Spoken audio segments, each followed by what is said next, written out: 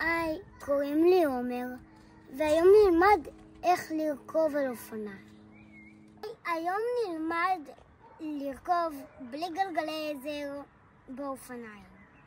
דבר ראשון, לפני שמתחילים לנסוע, צריכים לשים את הקסדה. ככה חוגרים את הקסדה לראש. שלב ראשון, מלפני שנוסעים באופניים, צריך לבדוק אם הרגליים מגיעות לרצפה.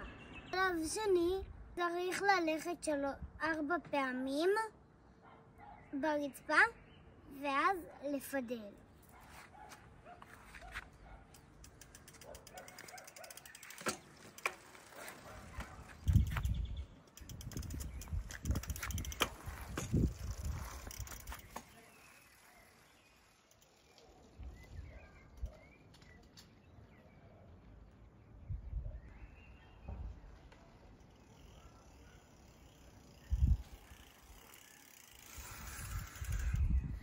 מקווה שנהנתם מהסרטון.